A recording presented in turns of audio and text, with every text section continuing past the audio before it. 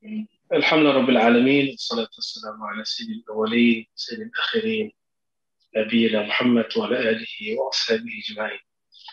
Baik teman-teman semua, sahabat-sahabat jamaah, saudara-saudaraku yang dimuliakan Allah.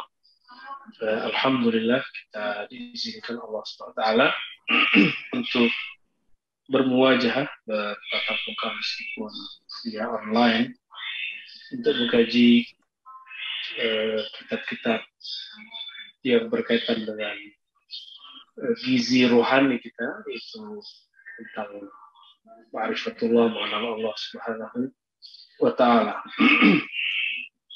Seperti yang saya hantarkan sebelumnya, bahwa kajian kita membedah satu kitab ditulis oleh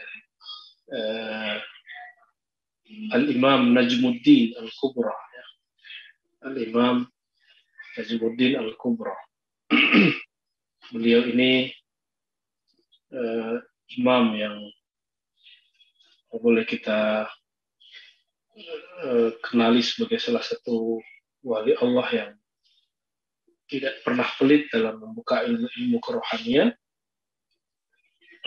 Dan beliau mewarisi satu kitab, itu Risalah Turuq Ilallah, risalah jalan-jalan menuju Allah Subhanahu wa Ta'ala.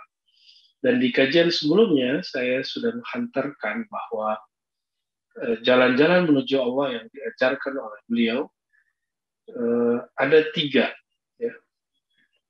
Ada tiga model jalan. Barangkali ini bisa kita review sebentar saja sebelum masuk ke bagian berikutnya. Yang pertama yaitu jalannya ahli ibadah. Jalan ahli ibadah itu dengan banyak wirid. Jadi ungkapan ini bukan ungkapan saya, Razi, tapi ini ungkapan seorang imam wali Allah, Imam Najmuddin Al-Kubra. Bahwa ada orang-orang yang diantara hamba-hamba Allah itu dia ahli ibadah. Tapi karena ibadahnya hanya yang zahir, terkadang tidak memperhatikan kejadian-kejadian atau ahwal-ahwal yang batin. Sehingga apa yang terjadi? Nah, ini terlihat selama pandemi. Kita sudah menyaksikan bahwa selama pandemi itu orang-orang yang banyak tahajud, banyak sholat, itu tetap goncang. Apa penyebabnya? Selama ini baru beribadat secara zahir, batinnya belum ikut beribadah. Karena ibadahnya batin itu ma'rifatullah, mengenal Allah. Ya. Nah, ini baru pada kuantitas. Dan kebanyakan ibadahnya diniatkan untuk keberkahan materi, keberkahan jasmani. Sholawatnya diniatkan untuk keberkahan materi, keberkahan jasmani. Padahal keberkahan itu bukanlah sesuatu yang dijadikan tujuan, tapi keberkahan itu sesuatu yang bersifat fawaid, faidah, benefit yang tidak perlu diniatkan, dia pasti didapat. Ya. Nah, dan kelompok yang kedua itu kelompok ahli riyadhah. Nah, ini dia. Kelompok ahli riyadhah, ahli mujahadah. Ini kalau tadi suka ibadah simbol, sering haji, sering umroh, sering beribadah, sudah bagus. Ya, orang-orang soleh kebanyakan seperti itu, tapi kok masih goncang.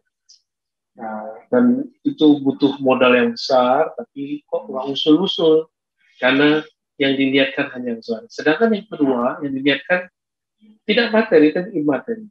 Sifatnya kebersihan hati, keindahan akhlak, ketenangan jiwa. Namun ini pun masih bersifat kedirian. Artinya diri bukan yang zahir, tapi yang batin. Kenapa ibadah? Pengen tenang. Bukan mencapai zat yang memberikan ketenangan itu. Ini sudah bagus, sudah sangat baik. Ini kelompok yang sudah spesial. Mereka ini orang-orang hebat. Kebanyakan ahli-ahli zikir ada di situ. Dan yang ketiga adalah orang-orang yang sairina ilallah, yaitu orang ahli ma'rifat. Ya. Mereka ini ahli mahabbah, ahli cinta.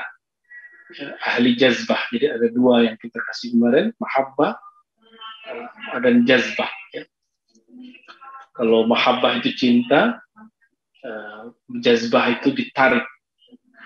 Nah, ada yang dapat dua-duanya, itulah kesempurnaan. Ada yang diberikan satu saja, mahabbah. Itulah yang terjadi pada orang-orang majzub. Ya, orang-orang majzub itu ketarik sehingga akalnya hilang. Berbeda dengan yang para nabi itu, meskipun mereka sibuk dalam cinta kepada Allah, tapi akal mereka tidak hilang.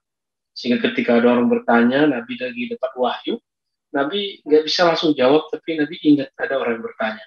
Dan itu juga bisa menjawab bahwa halu beda dengan kasyaf, halu beda dengan musyahadah, halu lain dengan pengalaman rohani. Ya. Nah, para nabi ini mengalami pengalaman rohani, bukan halu.